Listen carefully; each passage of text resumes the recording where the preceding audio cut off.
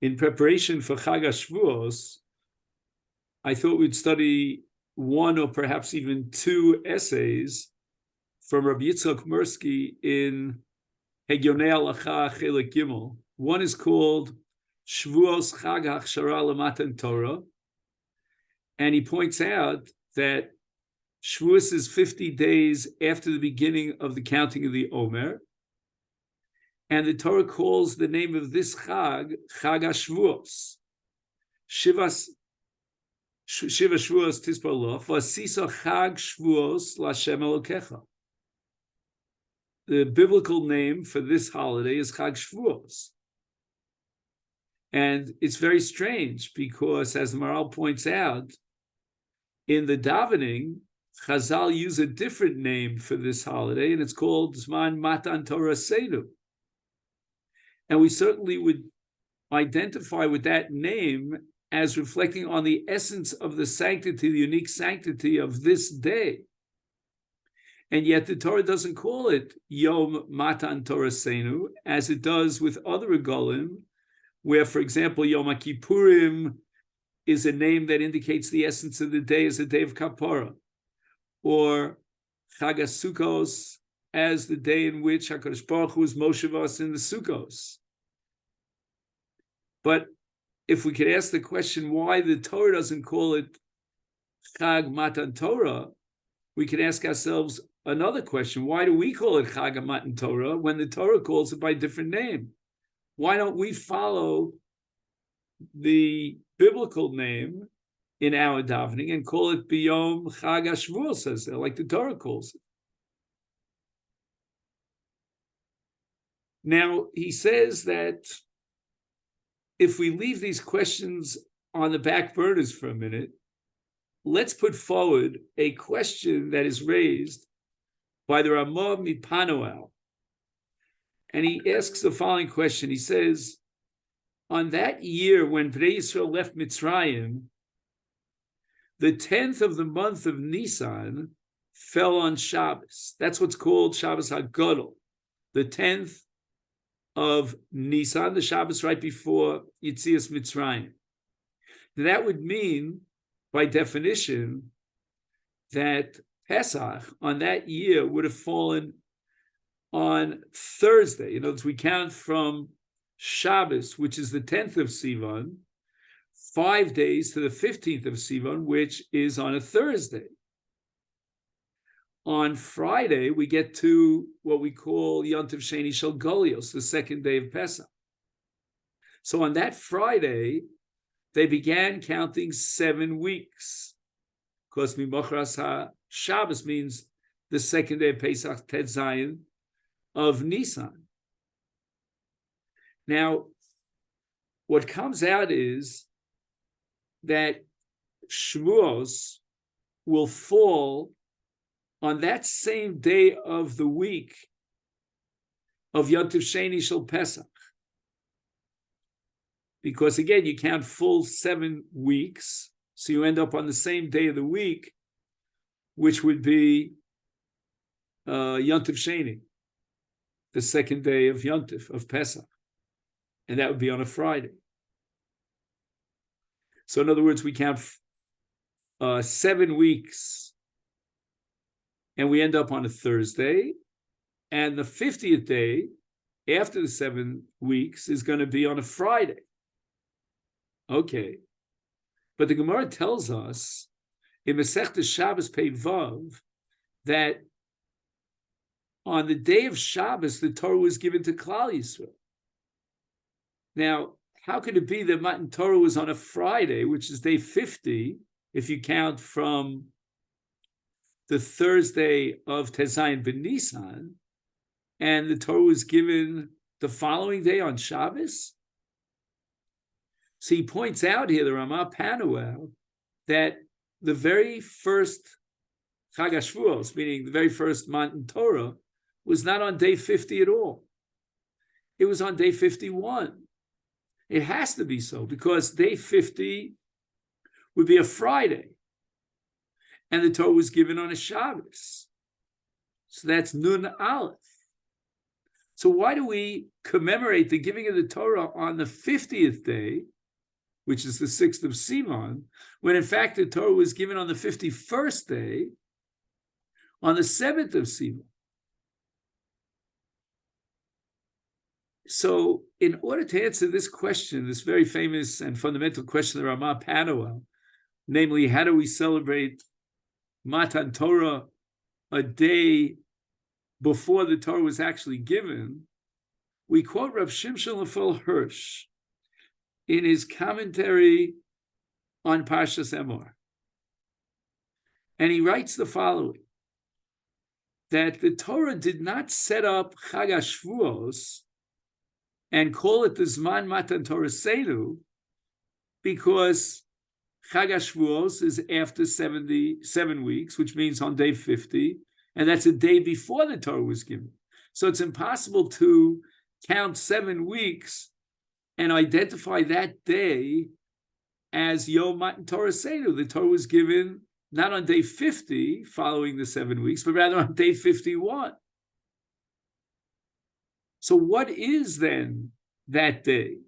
Meaning, if it's not the day of Matan Torah, what is it?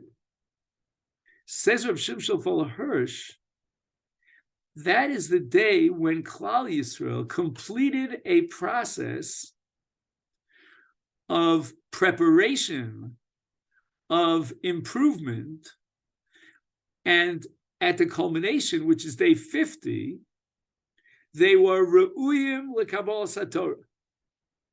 It took them a preparation period of 7 full weeks, and they were ready for Kabbalas HaTorah after those 7 weeks. So on day 50, Klal Yisrael stood waiting in a position. They were like metaphorically, a kli kibul, like a receptacle that's been cleaned out and is ready to receive whatever liquid you want to pour into that receptacle, which in this case, in the Nimshal, is the Torah. Says Rav Shimshon Hirsch, the yesod, the fundamental underlying essence of this day of Shavuos, meaning after 7 weeks, is hachshara. That's the key word. Hachshara meaning preparation. The Torah therefore could not call it Yom Matan Torah Senu, because that wasn't the day in which the Torah was given. The Torah was given on day 51.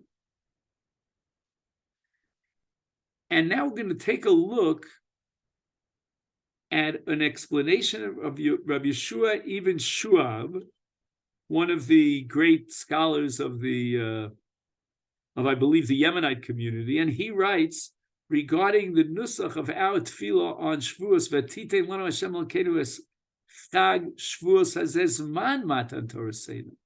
He says, I don't understand. Why do we call it Zman Matan Torah Seinu? We should call it Yom Matan Torah Seinu. He says, I understand in the case of Pesach, we call it Zman Cheru Seinu because Pesach stretches over an entire week.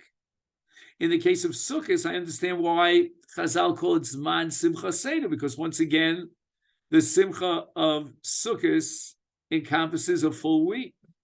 So the word Zman means more than just one day, but rather a period of time. But if you have a holiday that has only one day to it, then the word Zman is inappropriate. For example, on Rosh Hashanah, we don't call Rosh Hashanah Zman Trua, we call it Yom Trua. Or on Yom Kippur, we don't call it in our davening Zman Slicha Kapar, but rather we call it Yom Slicha Kapar. And therefore, we're left with the following question. Why is Shavuos, which is only one day, described in our tefillah as Zman Matan Torah Seder, which should be Yom Matan Torah Seder? Says Rabbi Yoshua Nein, it cannot be Yom Matan Torah Seder, because that was not the day on which the Torah was given. The word Zman is a period of time that includes a full 7 weeks. So Zman Matan Torah Seinu really means the Zman of Hachana LaMatan Torah Seinu, of the preparation for the Torah. And it doesn't get reduced and condensed into one 24-hour period. It covers an entire period of time, beginning with Tetzayin ben Nisan, with the counting of the 7 weeks, and ending at the end of the 7 weeks, when, according to Rav Shmuel Hirsch, we were fully ready to receive the Torah, which we received the next day on day 51. So just to summarize, we've answered 2 fundamental questions. Number one, why the Torah calls the Chag Shavuos? Why doesn't the Torah call it Zman Matan Torah Seder the way we call it in the davening? The name of the Chag doesn't seem to indicate its essence. And question number 2, why in the davening do we call it Zman Matan Torah Seder, not Yom Matan Torah Seder? And we're answering both questions with the same fundamental principle, and that is that Chag HaShavuos is not the day of Matan Torah, but rather it's the day in which we culminated a full 7 weeks of preparation for Matan Torah, for receiving the Torah. And in Dayenu that we recite appeared in the Haggadah, it says, Ilu kervanu lifnei ar Sinai v'lo nosan lono es haTorah Dayenu. What does that mean? Okay, kervanu lifnei ar Sinai, fine, but what's the point? You're going to give us the Torah? No, Dayenu, even if lo nosan lono es haTorah. What's the purpose of kirva? But the answer is, kirva lifnei ar Sinai is really the essence. Because what it means is that by Hashem accepting us to Har Sinai, He validated all of our hachana, all of our hachshara. In the words of the Hegyonei Halacha, it's tikkun halev, zikuch hamidos. All of this process makes us re'uyim lekabbalas haTorah. And that is not just a means to an end, but an end unto itself. Now, I sent you a page, I don't know if you got it, from the Sfas Emes. And the Sfas Emes writes something unbelievable. Not connected at all to Chag HaShavuos per se, but we want to make that connection. He starts by quoting the Tur that the period of time between Yom Kippur and Sukkot, we are so busy and preoccupied with the mitzvahs of Sukkah and Lulav that we have no time for Averos. So the Mefarshim ask the following kasha. You'll see it in the Turei Zav of Taz. How could it be that these days between Yom HaKippurim and Sukkot are greater than Sukkot itself? Sukkot is the Guf HaMitzvah. And yet, the Torah went out of its way to describe the day after Yom Kippur and the period that connects and bridges Yom Kippur to Sukkot as Rishon L'Cheshvan Avonos. So the Taz says, I don't understand why there's such a hullabaloo and such a dramatic emphasis on the 5 days between Sukkot, between Yom Kippur and Sukkot. Says the Sfas Emes, Yoser koach v'atzola yesh b'achanas ha-mitzvah miguf kiyum ha-mitzvah. There's a greater impact and inspiration on the soul by preparing for the mitzvah than the mitzvah itself. Mind-boggling. It's what you call counterintuitive or revolutionary, that the preparation for the mitzvah is greater than the mitzvah itself. It has more of an impact. He says, whatever impact you get from doing the mitzvah and implementing it, that's only a temporary. But hachana, the preparation that you put in, really penetrates into the soul in a permanent way. And when the Torah says ushmartem v'asisem, it means that the asiyah is a reflection and corresponds to the shmirah. The shmirah means that a person is constantly guarding himself, making sure that he's in line, doesn't step out of line, making certain that he's muchan, that he's prepared to be Mekayim the mitzvahs Hashem. I'm reminded here of the concept of nevuah, that Moshe Rabbeinu, as the greatest nevuah, a Navi, always constantly had to be prepared for nevuah.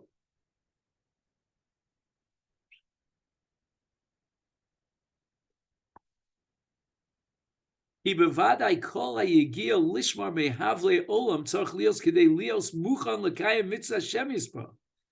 like an eved, a servant who has to be constantly in good shape and he has to be looking, in his Sunday best in order to be prepared for the Adon, for his master, to give him a command. He's got to be ready. And the Shmira, that whole process of improving oneself, of uplifting oneself and being careful not to fall into any of the pitfalls of the Yetzer Hara, will be Zocha L'Kaima. He'll be Zocha to be Mekayim the mitzvah, and the preparation is even more powerful of an impact than the actual mitzvah. And he points out that mi yuchal l'kayim mitzvah k'mishpat. There's anyone who can claim that he fulfilled the mitzvah the way it should be in its ideal way, but the ratzon and achana, that's where the Torah puts the emphasis. How much did you desire? Did you aspire? Did you prepare yourself for the mitzvah because you wanted to fulfill his will? And it's that hachana, the simcha, the anticipation of the mitzvah, that is critical. So now we're on page 396. He says that amongst the holidays that make up the Jewish calendar, Chag Shavuos is unique because the preparation for Shavuos is essential. And the Rambam writes in his Mor Nevuchim that you have to prepare your heart for Chag Shavuos. And even though it's the shortest of all three regalim, nevertheless, lo haya hamara agadol el yom echad. The great revelation of Har Sinai was on one day. And therefore, on every year, we're going to remember that day, commemorate it for one day. But on the other hand, the preparation for that one single day is over a period of 7 weeks, and therefore it's called Chag Shavuos. Now, let's talk about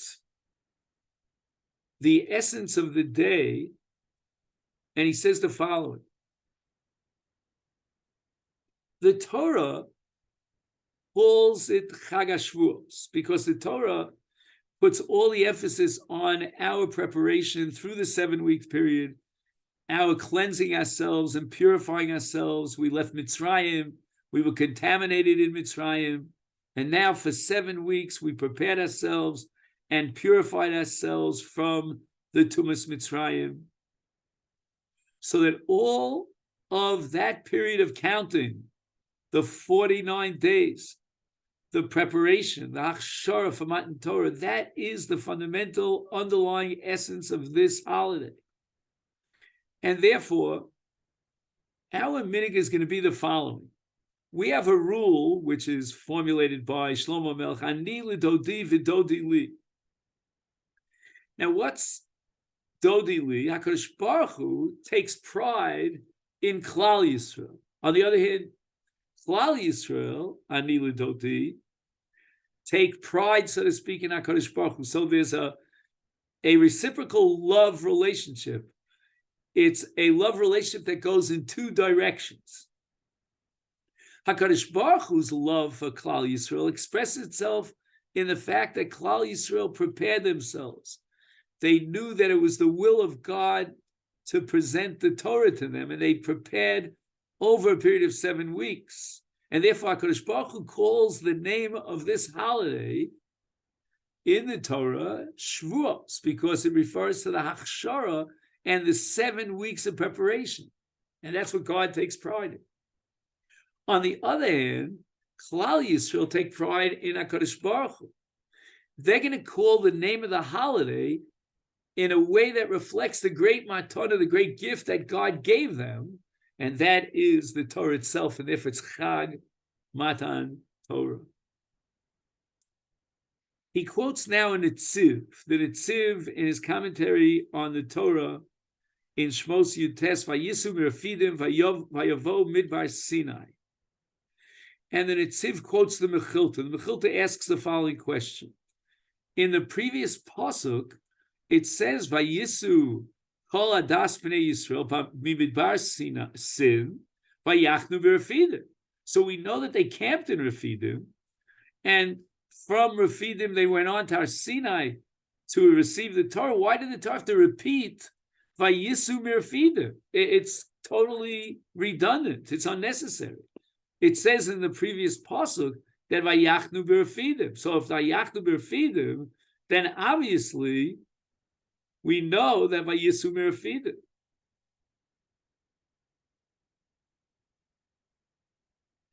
Ella, but rather says the Mechilta, lahakish nisiyasa b'Refidim libiyasam l'Har Sinai.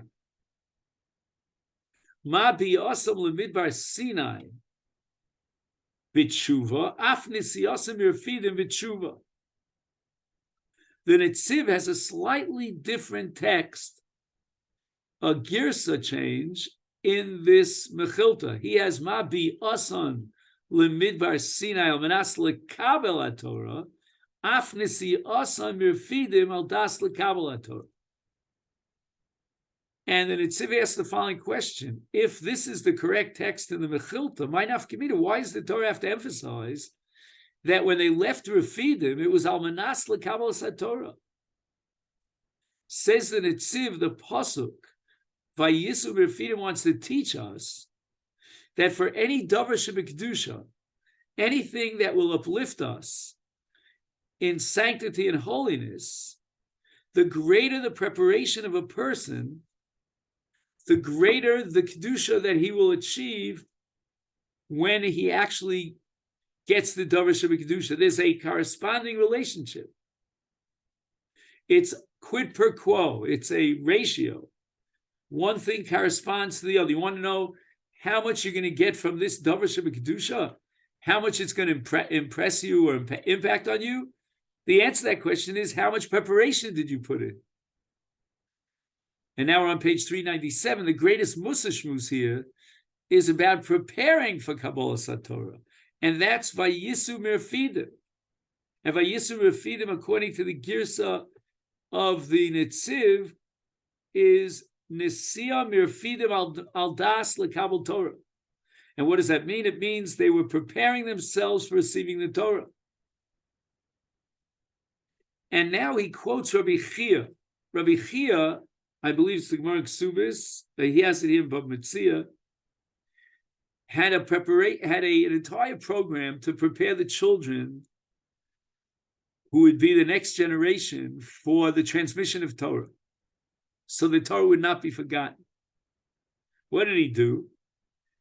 So Rav Chia himself testifies about himself that he would plant pishtan. He would plant flax seeds. Then he grew the flax and he cut down the flax. With the flax, he made chutim, he made thread. And from the thread, he wove nets, what we call rishatot. A reshet is like the fishermen go out and they fish with nets. But he used these nets to trap deer. And he took the deer and slaughtered them, and then he took the meat of the deer and he made very good food for these young children. They were Yisomim, apparently. And he says that on the skin, the hides of these deer, he would write 5 humashim, 1 chumash on each hide. And he would give them to 5 children. Each one got 1 chumash. And after the individual children excelled in their understanding of that chumash, they would teach one or the other. And therefore the 5 children amongst them knew all 5 books of Moses. So the Netziv asked the following question: why all this effort? Why couldn't Rabbi Chia just simply go to a local store, buy parchment, and write and inscribe the Torah on the parchment? In fact, according to the Halacha, if you have Megillos, you can buy them in the shuk, and as long as you do what's called the ibud, that means the tanning of the oros, flishma, then you can write a Sefer Torah on it. Comes along the Netziv and he says Reb Chia understood the secret of the power of preparation and how much of an impact it could have. In order to create a koach HaTorah that's inscribed on Megillos and would have an impact on the hearts of these young children, you have to start the Kedusha by preparing, and every single act of preparation down the line. We had, the planting, and then the harvesting, and then the creating of nets, and then the capturing of the animals and feeding, and so forth, and then writing all of these are steps of hachana. And each one will enhance the ultimate impact that you'll get from the Davar Shebekidusha. So the hashpah of the Torah is that much greater because you go through every single stage of preparation. And so too, getting back to the pasuk Vayisu Refidim, when the Jews left Refidim and they prepared themselves for Kabbalas HaTorah, that was the precedent for Reb Chia to go through all these actions of preparing for Kabbalah, for the Torah that he's giving to the children. I'm just curious if Bruce or David are still here. I don't know, I guess. All right, at least Joe is here. I'm still here. Oh, you're still here, Bruce? Yeah. Oh, David is here, great. Because I saw names on the screen. I don't know, I have no idea if any people behind those names. Yeah, I'm still here, but I turned off the camera because I was tired of holding it, and it would have just shown the ceiling. Oh, I see, because you're holding like a phone or something, right? Yes, I'm just resting it on the table, but then the camera's pointed at the ceiling. Right. Now, we're studying now a very important paragraph that I want to study with you on the bottom of page 397. And you remember the question of the Ramah Panuau that the Torah couldn't have been given on day 50, because we know the Torah was given on Shabbos, and we know that day 50, since they left Mitzrayim and they counted the Omer on Taznayin B'Nisan, was on a Thursday. So it means that day number 50 was on a Friday, and the Torah was given on Shabbos, which is day number 51. And he writes the following: Kevan Shematan Torah Haya B'chutz La'aretz. The Torah was given at Har Sinai in the Midbar outside of Eretz Yisrael. Hashem chafetz man tzidko litein chalkeinu b'Torah so. In other words, the intention of the Ribono Shalom is to give the Torah in a way that would demonstrate that the Torah applies anywhere on the face of the earth. Whether it's New York, whether it's Paris, whether it's Toronto, whether it's, I spoke to a guy today from Vancouver and someone from LA, wherever it is on the face of the earth, the Torah is relevant, just like the Torah was given in the Midbar, which is Chutz La'aretz. But he goes a step further, and he says to connect the Torah to Chutz La'aretz, HaKadosh Baruch Hu gave the Torah on day 51. Now, as the generations go on, and we go into Golus, the holiday of Shavuot is on day 50, on the 6th of Sivan. even though, as we said before, the Torah was given on the 7th of Sivan. But what is the significance of the 7th of Sivan? Well, if I ask you this question in Clanton Park, you'll know the answer.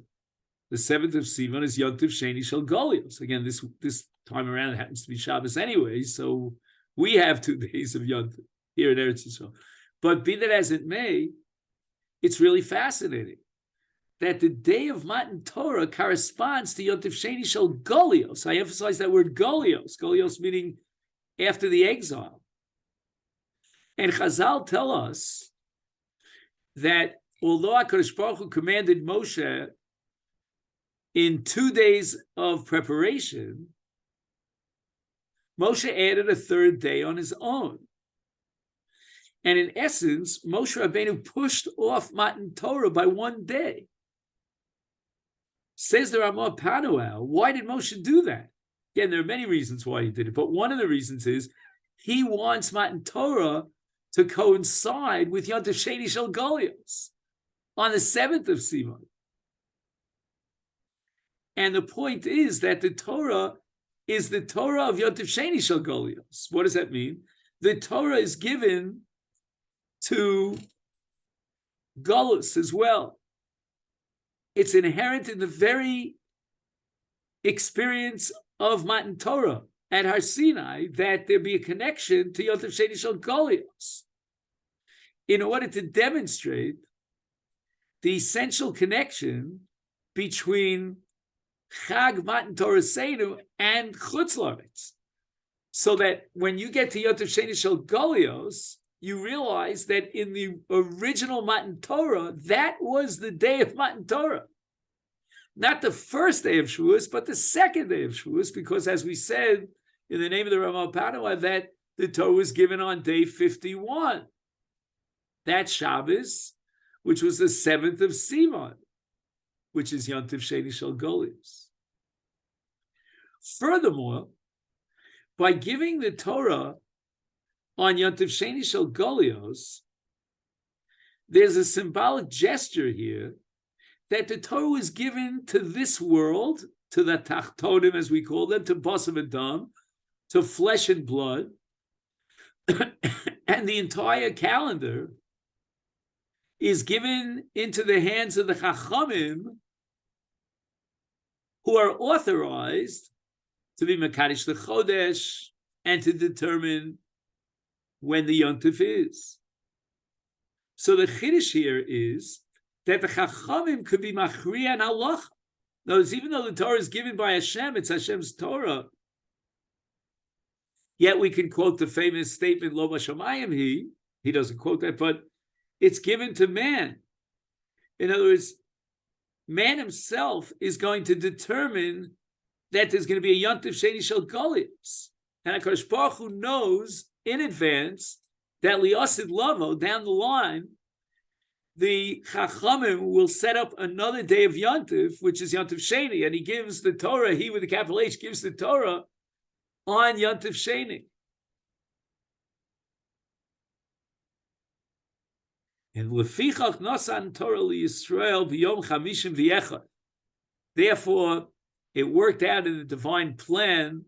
Moshe took the initiative, but Hashem was maskim al yodo that the Torah would be given on day 51, which is Yontif Sheni Shel Golios. And this brings us to page 398.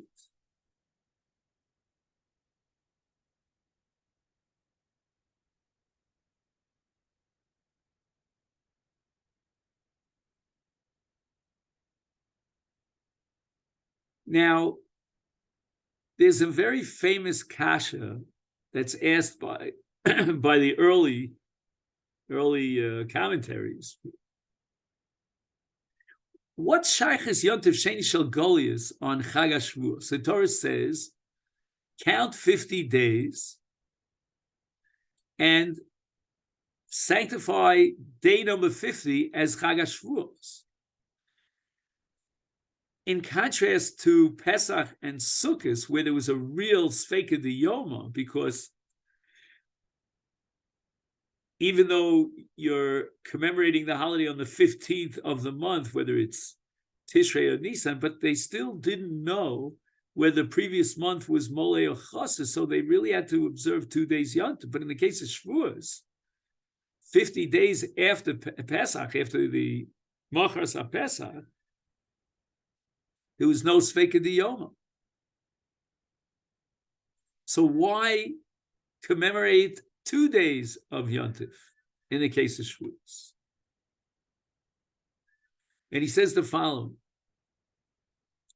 The Rambam in Per Gimel Milchus Kiddush HaChodesh Halacha Yud Gimel writes, Lo machmas hasafek noeg Yontif Sheni b'Shvuos.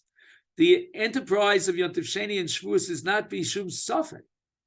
Ella kidei lo lachlok b'moed. So the Rabbanan made a takana that any place where the shluchim would not arrive, let's say in Tishrei on time or in Nisan, we make 2 days, we observe 2 days Yontif.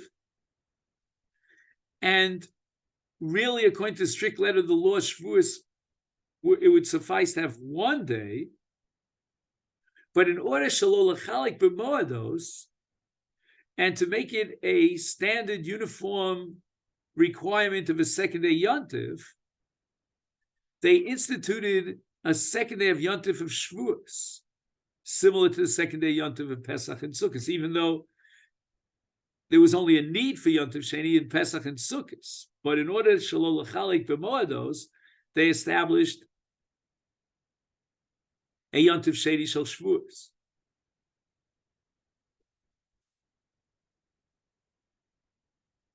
The Chassam Sofer, in his Tshuvos, derives the following amazing conclusion from the Rambam. He says that back in the day, when they were Mekadesh the Chodesh al Pi Re'iyah, they waited for the witnesses. At that time, there was, he says, Lo asu avosenu Yontif Sheni misafek el mishum shelo lechalik b'moedos. Lamim keina anu tzrichim lizar v'lishma Yontif Sheni shel Shavuos k'minig avosenu, which is called Sheba Yachzor Dovel Kukulo, Harei li olam lo hayisafek masai chal Shavuos. So the Chassam Sofer is raising the following objection. He says that today we know exactly when is Yontif. Why do we observe Yontif Sheni Shel Golius? He says because back in the day they had a suffix. And there's a principle called Shema Yachzor Adover L'Kilkulo. Perhaps at some point we'll have the same original problem, so therefore we're going to observe 2 days Yontif. But he says they never had an original problem on Shavuos. They always knew exactly which day is Shavuos. So why minhag avosenu b'yodenu? Why do we follow that original minhag when there's no Shema Yachzor Adover L'Kilkulo? Therefore, says the Chassam Sofer, Yontif Sheni Shel Shavuos was established mishum gzeira d'Rabbanan shelo lechalik bein hamoedos. Because if on Shavuos we only observe 1 day, maybe someone will come along and make a mistake, and Sukkot or Pesach, they'll celebrate only 1 day. Fine. Now, when Klal Yisrael prepared themselves for Kabbalas HaTorah, they reached that state in the culmination of their preparation in which they all declared in unison Na'aseh v'Nishma. And the question that the Mefarshim ask is, that language of Na'aseh v'Nishma is Kiloshon Nikayim Unikabel, right? Na'aseh v'Nishma means we'll accept the Torah. And like the Gemara says, based on the Megillah, it says, Kimu v'kiblu. And why not follow the same language? If Na'aseh v'Nishma really parallels Nikayim v'Nikabel, why didn't the Klal Yisrael just simply utilize that formulation and say Nikayim v'Nikabel? Apparently, there's some idea here that inheres in the language of Nasa and Ishma. And he says the following, that b'kavana tchila tofsu Yisrael loshen Nasa and Ishma v'lo loshen nekayim unekabel. As the Gemara says at the beginning of Avodah Zarah, Kodem Sheba Kodesh Baruch Hu Litein Torah L'Yisrael, Hichzira al Kol Uma V'Loshen V'Lo Kiblua. So it was only the Jewish people who agreed to accept the Torah, as it says in the 33rd chapter of Dvarim. It says Hashem Misinai Ba V'Zarach Misir Lama Ofia Me'ar Paran Asur Vos Kodesh Mimino Eish Das Lama. So Rashi interprets V'Zarach Me'Sair Lama, that God turned to the Bnei Esav, they refused the Torah. Then Harparan, which is the area where Yishmael lives, he turned to the Bnei Yishmael, they refused the Torah. Until he came to Klal Yisrael, and they received and accepted the Torah. Says the Torah's Chaim, that's Rabbi Avram Chaim Shor, one of the greats of the Achronim, that it would seem that Klal Yisrael knew a certain secret. And what was that secret? That they weren't the first nation that was approached by the Almighty to accept the Torah. That the Bnei Esav and the Bnei Yishmael were first approached. And the Bnei Esav and the Bnei Yishmael refused. They turned down the offer. Now, when HaKadosh Baruch Hu comes to Klal Yisrael and offers the Torah to them, they said, Nasa v'nishma. What is the implication and the allusion here to Nasa v'nishma? That first HaKadosh Baruch Hu came to the Bnei Esav and Bnei Yaakov, they refused it. We are next in line, and we're going to tell HaKadosh Baruch Hu that Esav is called Esav because he was nolad Nasa, and Yishmael is called Nishma because the pasuk says that HaKadosh Baruch Hu heard the voice of Hagar and v'karasa shmo Yishmael. So the two of them refused the Torah. But we, Nasa v'Nishma, we're going to go one step beyond the Bnei Esav and the Bnei Yishmael. Our Nasa v'Nishma parallels Esav and Yishmael. And the Torah Chaim says that we are greater than Esav and Yishmael. We will Nasa, we will Nishma. And just like HaKadosh Baruch Hu approached Esav before Yishmael, we respond with Nasa before Nishma. Now, the second essay that I wanted to do for today is on page 409, Ha'avdus Shebenasa V'Nishma. It's a continuation of the essay that we just finished about Nasa v'Nishma. Now let's understand the following. The Gemara tells us in Shabbos that when Klal Yisrael stood at Har Sinai and they said Nasa first and Nishma second, a Baskol came out and asked me, Gila Raz Zel Lebanai Shemaloche Ashoris Mishtam Sheba, who revealed this secret, which only the angels know.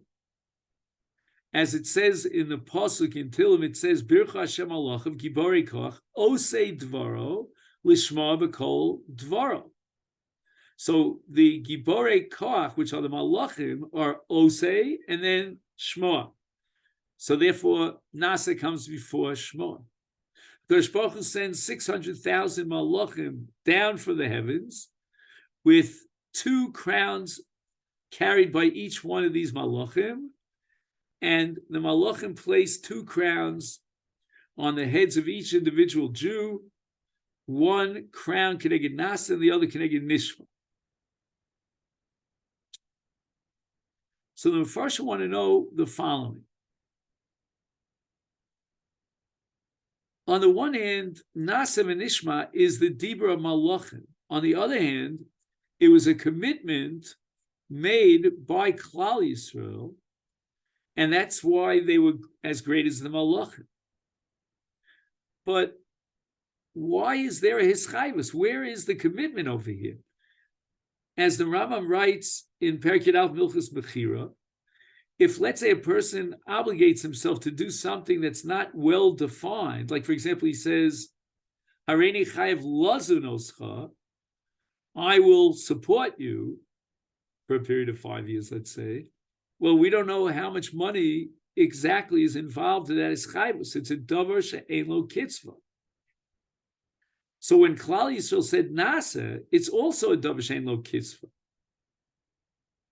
What are they being mechayev themselves? They didn't even hear the Torah yet. So then the shibud and the ischayvus is not binding because the davar she'ein lo kitzva.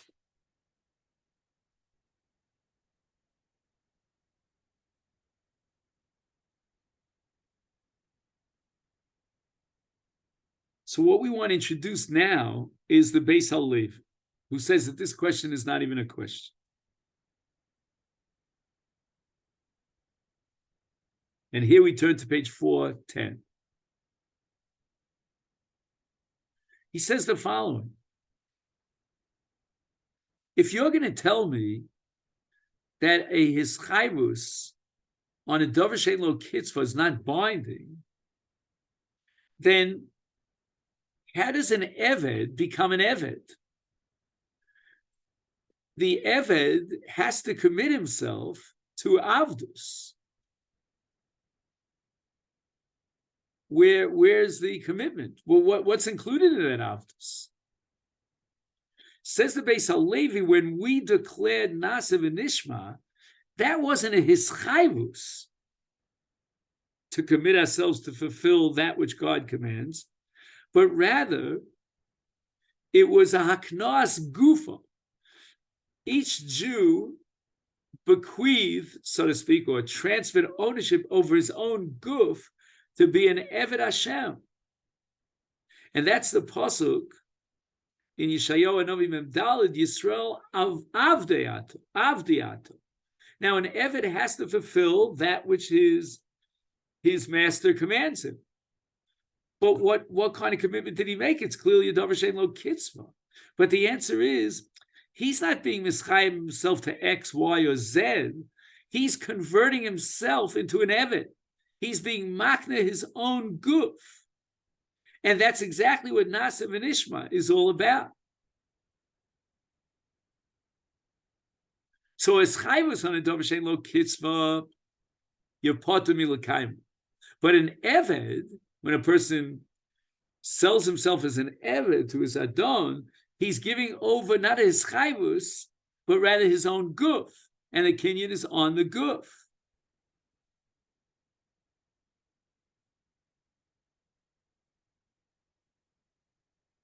And he points out that the Bnei Noach, with regard to Sheva Mitzvahs Bnei Noach, they did not undergo this kinyan of Avdus. They weren't makna their gufam. For them, it was just a shibud, a eschayvus. So he says the following on top page 411. With this, we'll wrap it up for today. He says that at Maimed Har Sinai, Klal Yisrael were makne gufam v'atzmusam lavduso yispark. The whole essence of Nasiv and Ishma is haknos avdus, to create an avdus relationship. In the case of Ben Noach, they did not participate in Maimed Har Sinai. They did not declare Nasiv and Ishma. And therefore, the definition of their mitzvos is a chiyuv. Just like a person accepts upon himself a chiyuv to do this, to do that, that's what the Bnei Noach did. They committed themselves with ischayvus to fulfill those mitzvos. But the definition and the source and the potency, so to speak, of their chiyuv to become the mitzvahs is not gufam, kani lemitzvahs, but rather a hischayvus to the mitzvahs. He says that a bal chov, she'ein lo bameh l'shalim eschovo, let's say you owe a debt and you don't have the money to pay it, he still remains obligated to pay the chov whenever the money comes into his bank account. But we're not going to force him to sell himself as an eved for malacha in order to pay back the chov. because the Baal Chov has his chayvus, but he doesn't have gufo kanui. His guf does not belong to the Baal Chov, to the Malva. There's no kinyan avdus. And he says that Afkamina is going to be Kiddush Hashem. Klal Yisrael are chayv in Kiddush Hashem. Ben Noach, the Gemara concludes, Eino Metzuva al Kiddush Hashem. Ben Noach accepts the mitzvahs, and that's a chov. But his guf is not koni to the mitzvahs. He's not an eved begufa. Therefore, he doesn't have to give up his life in order to fulfill the mitzvahs. He doesn't have Kiddush Hashem. But Klal Yisrael were makne their guf, and they became avodim gufo konui. And therefore, if the guf is konui to Hashem, to the Adon, then they're obligated in Kiddush Hashem. And this is all indicated in the Mechilta on the Pasuk in Shmos Yutes Vayisem Li Skula Mikol Ha'amim, and the Mechilta says, what does it mean? Hayisem Li Nuyim Li. So Rabbosai, as we go into Chag HaShavuos, Habolenu L'Tova, tomorrow night, the Mitzvah Hashem, let's take with us these two fundamental ideas that I think are very profound and inspiring. Number one, we're coming in front of the Ribono Shel Olam, and we're saying that we've been preparing ourselves. We've been anticipating with great excitement the Har Sinai of Matan Torah. And we still have another day, or you guys have a day and a half, to prepare and do the Hachana. And the second idea is that we today, as our forefathers did at Har Sinai, declare Nasa v'Nishma, an absolute, unqualified haknas guf of avdus. He wrote on that we should prepare ourselves for Kabbalas HaTorah. We should be able to say with great feeling and excitement, Nasa v'Nishma, Avodaihem, we are your Avodim Hashem. And our greatest desire is to fulfill your ratzon and be great, ideal avodim. Keni ratzon. Amen. Thank you so much, and wishing you Yashar Koach, Chag Sameach. Thank you so much.